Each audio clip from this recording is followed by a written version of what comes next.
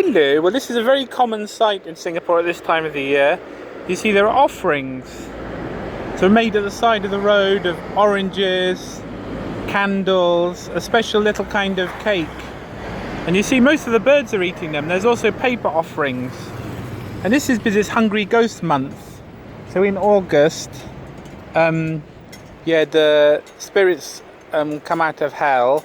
And the hell, it's called the underworld. It's not likened really to the Christian hell. It's kind of an underworld where the dead are.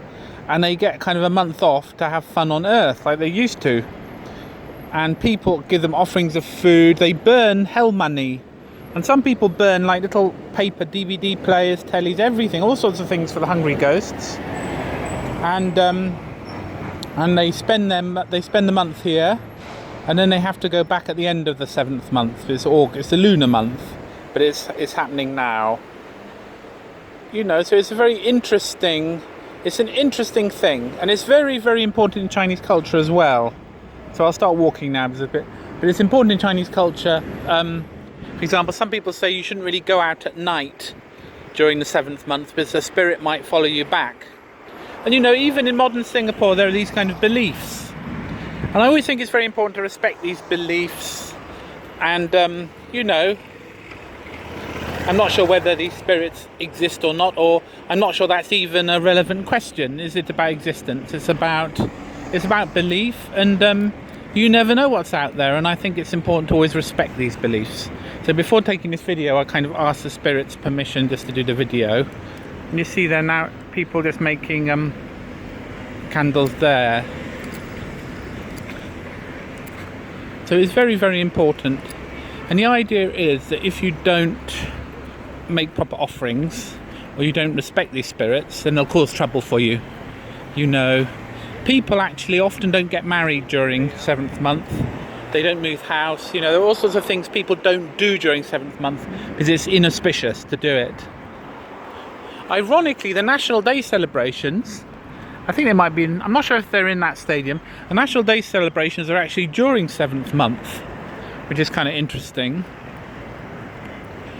But generally speaking, because the majority in Singapore are Chinese, and these kind of religious things, it's connected to Buddhism, but it's connected to Chinese folklore religion as well, are very important. And you should watch where you're putting your feet, because if you knock an offering, then that's kind of quite disrespectful. If you do it deliberately, there are stories, one guy, he kicked an offering, and then he got a horrible great big scar on his leg. And then the Taoist priest came along and kind of, you know, he made an offering and it was all okay. But there are all these stories, you know, and there's superstition. But then I think, you know, who knows? The universe is a very complicated place. We don't know. And when we don't know, we should respect what we don't know, or respect our own lack of knowledge or understanding. So I never scoff at these things. So I haven't seen any more yet, but we'll go into the food court. I'm just going through to Lavender. I'm going to meet Jock for a drinky after work before we go for dinner. We're going to the Hyatt this evening, that should be nice. But this is a food court. This is simple food, but it's very nice. It's typical sight in Singapore. You see food court.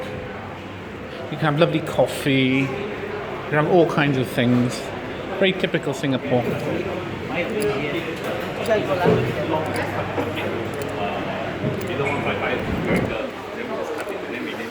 This is very convenient. They've even got little, you know, sinks so you can wash your hands afterwards. Lots of different foods. Lovely, lovely, lovely. Lovely, lovely, lovely. And then you notice they've got lots of these things are Singapore National Day is in August. This is special though because it's 200 years since Sir Stamford Raffles in 1819 founded Singapore. So, you know, it's a bit interesting how people are dealing with that. You know, obviously the Singaporeans are very, very pragmatic. You know, they don't sort of hold grudges. And they say, well, you know, Britain was a part of the founding of Singapore. There were bad things that happened. There were good things. You know, in the end, you know, is it really going to do any good? You know, raking over old resentments. But having said that, there are colonial things which haven't been apologised for. You know, there are various massacres and things that the British Army did. They haven't. This is a more modern sort of food court. It's all air conditioned. It's quite nice, really. It's air conditioned, but it lacks character. You know, it's a bit more lacking in character. You know, and you can see the familiar sights. Where is it? But you know, I mean, we talk about the Second World War. I've spoken to a few people about the Second World War who were of that generation, and obviously they're painful memories. Oh, there's a Subway, and there's Burger King. You know, you don't escape things like that.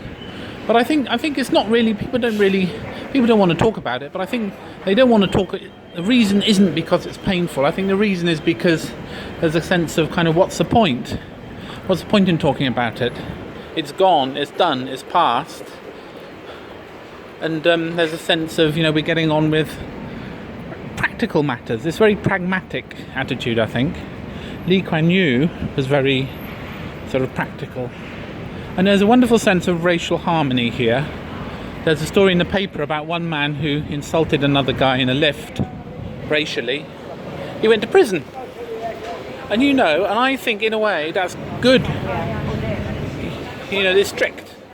If people are disrespectful, and he did a few other things though, he trod on some woman's foot, then, you know, there's a bit of a no-nonsense approach to things like that. And all the races get on very well. You know, it's a wonderful society in that respect. Oh, there's kopitiam, that's very popular, which is very, very nice, cheap food. You can have breakfast for like a quid. Very nice breakfast with eggs and toast and coffee. Anyway, I've got to go down into the MRT now and I can't video record. So I hope you've enjoyed this. Bye bye.